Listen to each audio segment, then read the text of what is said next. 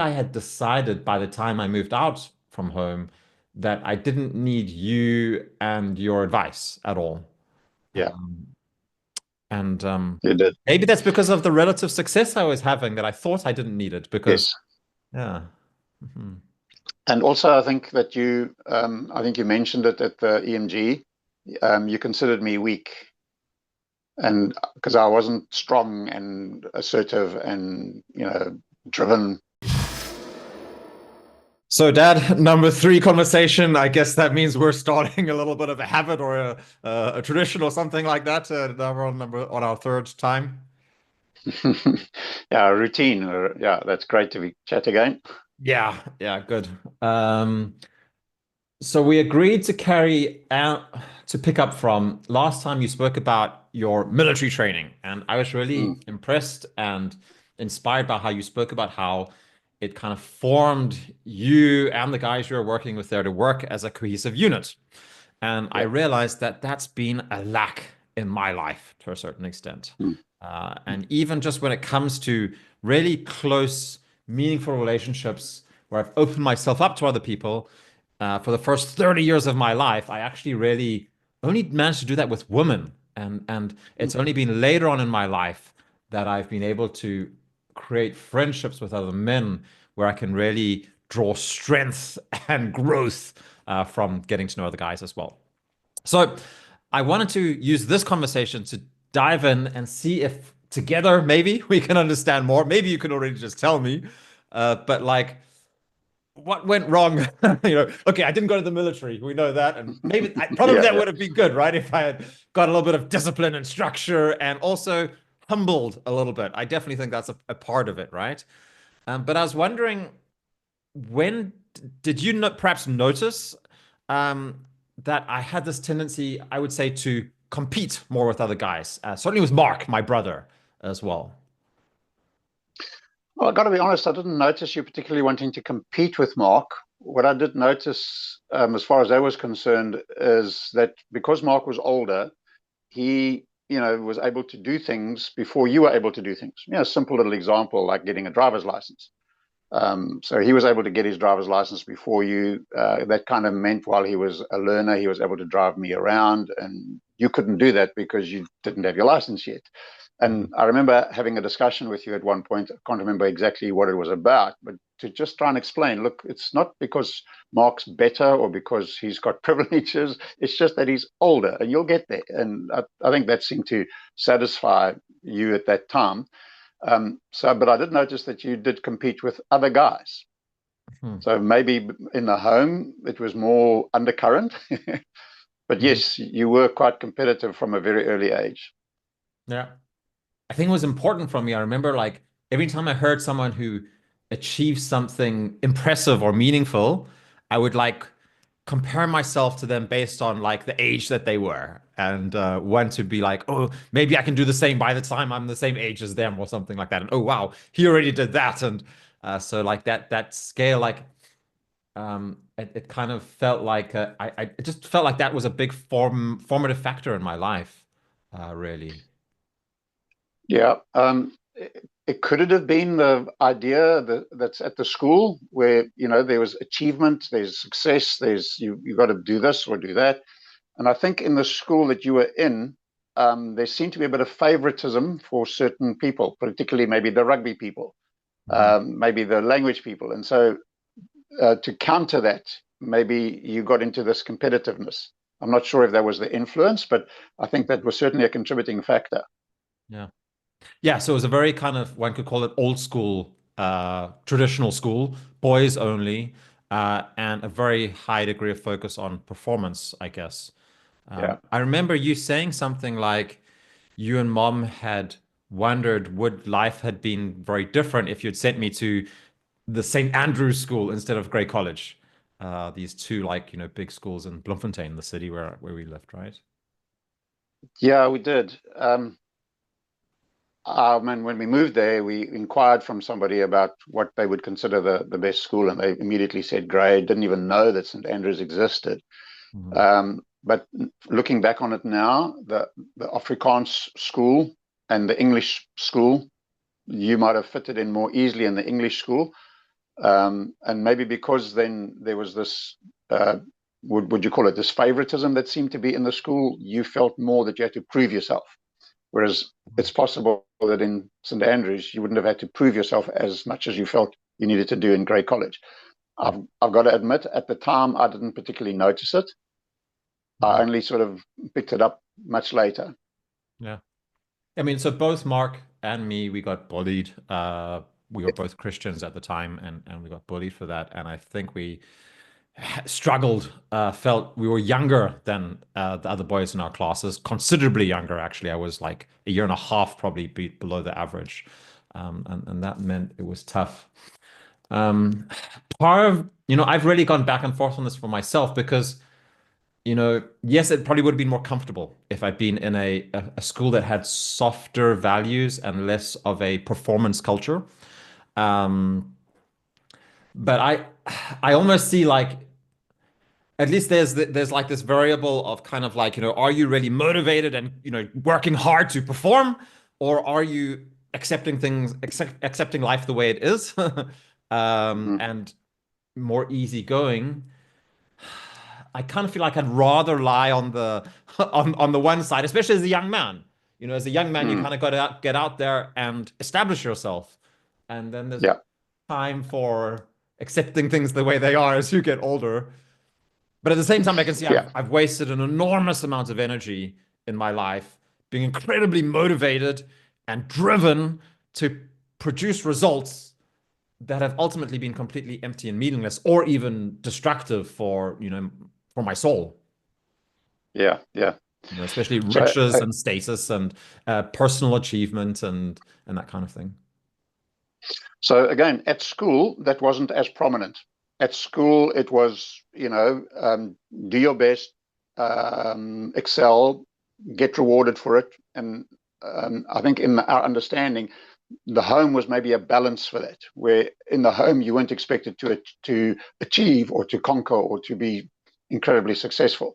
In the Mhm. home, you were just expected to take your place in the home. So I Mhm. think that brought a balance. When you then, got married and left, that balance, I think, wasn't there anymore. So when you got into university and when you got into work, that there wasn't anything to balance the drive and the success and the had to be best. Mhm. So that I think began then to infiltrate you. And I do recall on one occasion, I don't remember again why that was the case. I'd given you some advice and you kind of flatly rejected it. So I actually remember writing and saying, okay, you're out of the home, you're married, you're a man in your own making. So I won't just give you unsolicited advice. Mhm.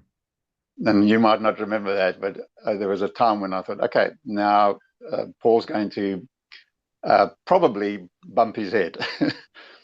And Mhm. it's taken quite a long time, but you did.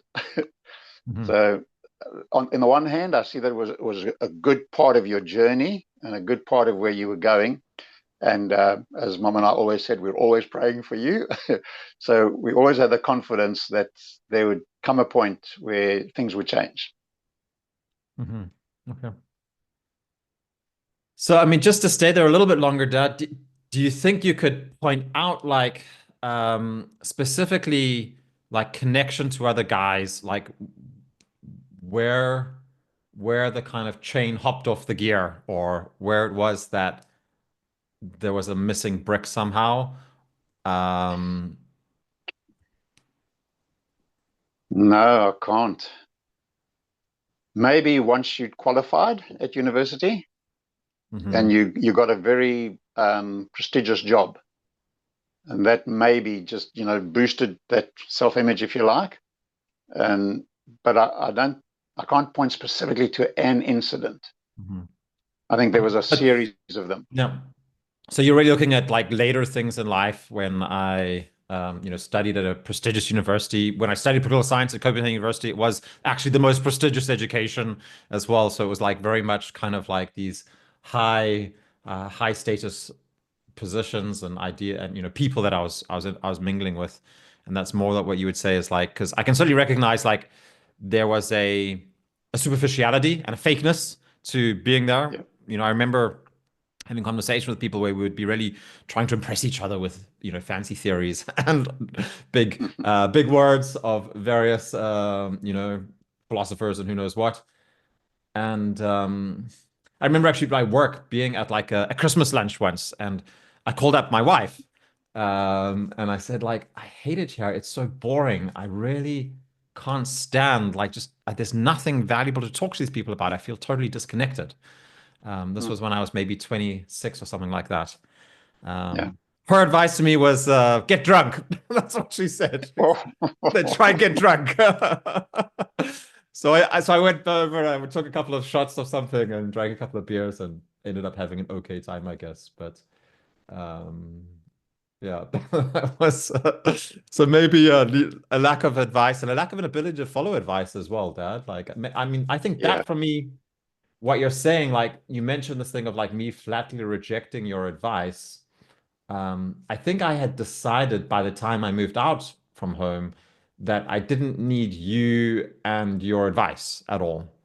Yeah. Um, and You did. maybe that's because of the relative success I was having that I thought I didn't need it because, Yes. yeah. Mhm. And also, I think you mentioned it at the EMG. You considered me weak, and because I wasn't strong and assertive and driven, uh, Mhm.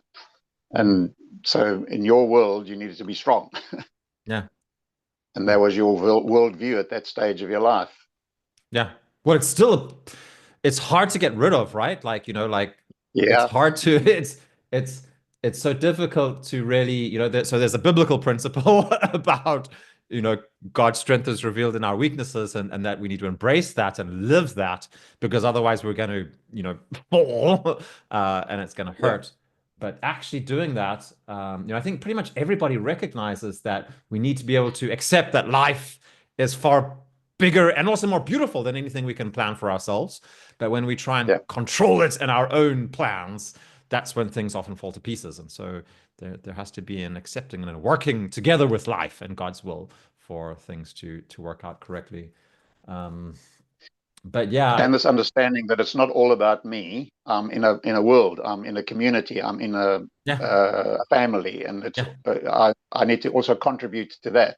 And I yeah, think that's something that's when you're in a political environment, particularly, then boy, it's dog eats dog. Whereas I think you coming out of the political environment also did a great thing for you to begin to see that. yeah, yeah. Getting away from politics was helpful Mm. for yeah, it was very much like about like establishing your own person and having the right connections and you know playing a game in order to get to Playing the top again. of the castle. And Yeah, it's not a it is really it's a game in not such a good sense of the word. I guess. absolutely. Yeah. Yeah. But I think what So you're we were saying there very, was really important. That really strikes a chord because I also came to the realization when I was about 30, low 30s, that so far I had been living my life very transactionally. So mm, all of my relationships, all of my work, everything I was doing, I was looking at other people and my interactions with them as a kind of means for getting what I wanted. yeah. Um, and somehow I hadn't understood that the goal was actually the other people, or the goal was relationship with, and that was actually by far the most important thing in life. But the relationship was there for benefit. It wasn't really there for community. Yeah, yeah, exactly. Mhm. Maybe these are things that young men need to go through. Whoa, that's one of the difficult things. Everybody has their own little path that they walk, and yes, they do need to go through that. And I think personally, it would help if young men heeded to the advice of some older men. Yeah. But sometimes young men are a bit stubborn and they don't want to do that. And then the way to get there is just they've got to actually experience it. Mhm. And sometimes it takes a different road for different men, different people. It's a different road to get there. Yeah, yeah, absolutely. Yeah, I And think we there's can't like a kind enforce of it. sorry. We can't enforce it. We've just got to be there to stand by. Yeah. Yeah, there's something about like a foundational respect that's either there or not there. And if it's not there, you can't make it be there, right? Um, Yeah. and one of the sad things about it is that often people that are in responsible positions just expect that everyone must respect them, and it's not. They don't earn that respect, Hmm. and that again gives a young man a wrong impression of you can do whatever you like, act the way you want, but as long as you're at the top of the tree, you must have respect. Hmm. And it's that subtle difference. It's not just because you're at the top of the tree; it's because you're a man, and you're a man who has, an understanding of what it means to be a man, and that's not all about me. A man, in a sense, has this thing about being a protector or being a provider, and so there is that warrior concept that comes into that. Man needs to be a warrior, but Hmm. he needs to be a warrior with boundaries. Yeah. So, Dad, how did you learn these things? Because I would say your life has, as far as I know, has all the way through been a witness to an understanding that life isn't about you. But do you have some, because I think probably all small children are born with this tendency to be selfish and self-centered, and that's natural. Yeah.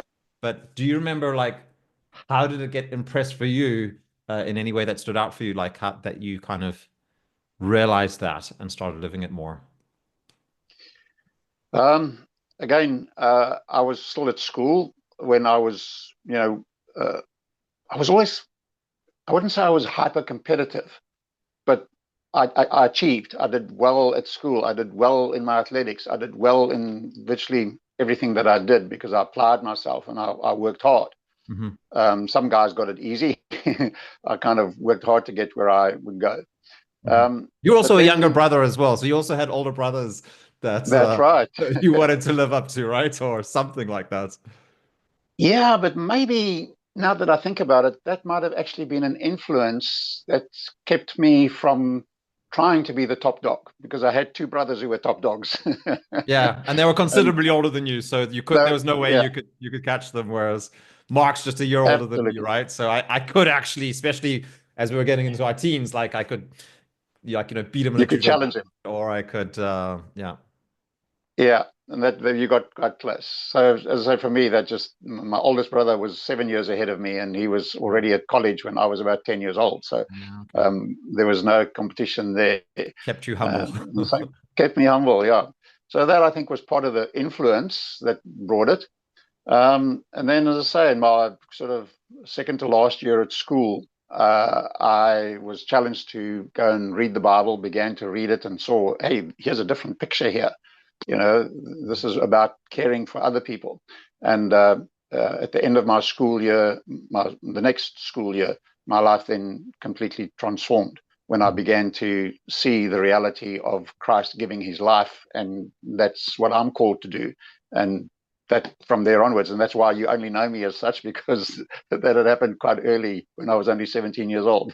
Yeah, but there has to be like a fertile soil for that message, right? Like obviously, yeah, the Christian faith is the tool that's going to really strengthen and cement that kind of understanding in a person and grow it, nurture it throughout your whole life. But the fertile soil has to be there as well. Yeah, and I think there's parts of the culture, of course, that do it. Just the stories that we listen to and watch and kind of like what we're getting from Hollywood and whatever it is, right? Yeah, It's also become far more dangerous. And I don't think we were quite aware of that in my childhood about how the stories were subtly undermining yeah, a more community orientated life and promoting a selfish individualism, which is, it's taken completely overhand now. Now it's like, the yes, heroes in all the movies. It's just about like realizing that they're already the perfect being and they just have to be their exactly unique self. And then everything's going to go great, right? Which is just quite a ridiculous idea. And it's disconnected from yeah. work.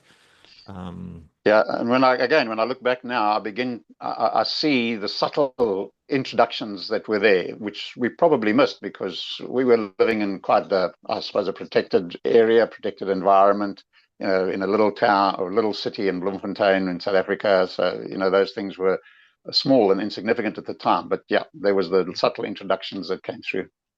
yeah. Yeah. Okay.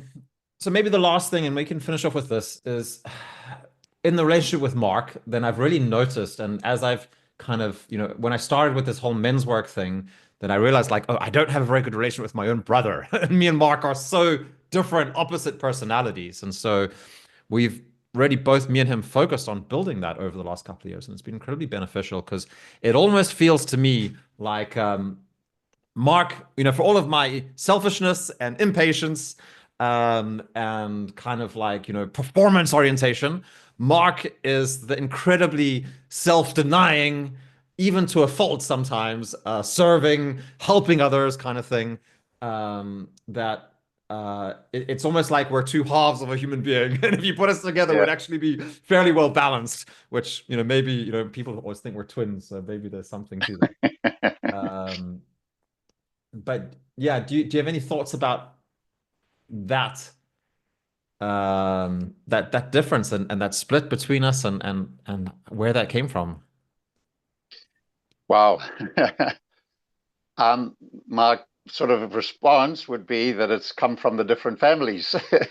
I think you have more of the genes of your mom's dad, your grandfather on that side, Mhm. whereas on my grandfather, my father's side, there was a far more what would I call it? Complacent sort of a man. And I got irritated with my dad because of his complacency, because he just didn't seem to get going with stuff. But so I think there's a bit to do with the genes in it, and then of course when that sort of attitude gets stimulated or fed or encouraged, then it goes in the direction that it does.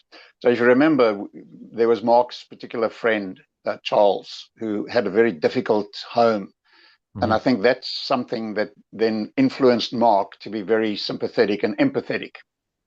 Whereas you didn't have that kind of friend in your life, and so that didn't bring that other attitude, if you like. You were able to do what you were doing with the friends that you had, and Mhm. that influence then didn't come there. So when you then got out into the real world as a man now, that Mhm. was the main driving thing. Mhm. Whereas Mark had this friend who was in great need, and he was able to help him, and I think that made him more. He was always the kind of guy that would be helpful and complicit, but that made him the more so. Mhm. Well, I did have friends who were in need, and I did have friends who were struggling, but somehow I don't think I was really able to help them. I just Mm. don't think we reached that depth of connection.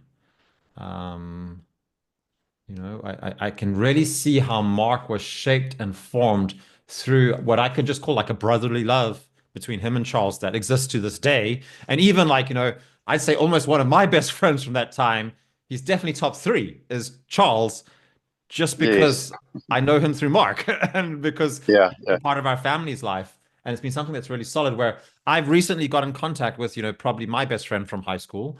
And he's also just as much in need, perhaps even more so Mm. today. And I can see he actually had a major collapse while we were in high school. And I just wasn't there for him. I wasn't there for him. I was too busy thinking about my other stuff and trying to get into another friend group where there were some girls that were connected so that maybe I could get some attention from the girls in the school next door or something like that. Yeah. Okay. Interesting thought. Yeah. But yes, I think maybe the connection between you and that friend um, wasn't established well enough. You hadn't known him in very, very long. Whereas I think Mark's connection with Charles was very early in the school, Yeah. and there was, this interest in English literature. I think between him and that made a real connection. Whereas I think your friend didn't have that same connection. So Mhm. yes, he was a friend, but I don't think he was a bosom pal. Yeah. Yeah. Good. Okay. Anything else, Dad, before we bring things to a close that we haven't spoken about any last points that are relevant for the point here? So maybe just this thought that friendships matter. And to young men who are out there, if you haven't built a friendship with someone, look to build one and develop a friendship with your father because that's very beneficial. Ah, that's me as a dad speaking. Sorry. Yeah. Yeah. Well, fathers and brothers as well, actually. Yes. Maybe that's a good opportunity. I've been thinking I need to put this in somewhere along the line is that on Manifesto Core, what we're doing, we've spoken a little bit about it, but just explicitly, like, I think the most core thing that we're actually doing on Manifesto Core, which is a subscription service for guys to pay and then join an online group, is we're building the skills of establishing good friendships. And I think the reason Yes. why I'm kind of like why I've done that is because I realized like I needed to do it because I haven't been a good friend for men in my life, and I needed actually to have a space where I could deliberately engage in building good friendships and learning how to love other men and be loved by other men and be able to support each other Yes. in that way. I think that's what Yeah. Manifesto Core really is about, and that's what really actually does transform people's lives. We set goals, we work on achieving the goals and all that kind of stuff, but under the surface, what we're actually doing is building good friendships with other guys. Mhm. Yeah. Building a brotherhood that stands together. It's That's like my little army experience of all of us starting off running like crazy to make the best impression on the instructor. And then comes the end of the 6 weeks where we've had some real basic training and we run together. We support each other. that's a really good point. Yeah. Very Thanks simple very much, analogy, Dad. but it's a real one. Okay. Nice talking to you. Yeah, great. Thanks.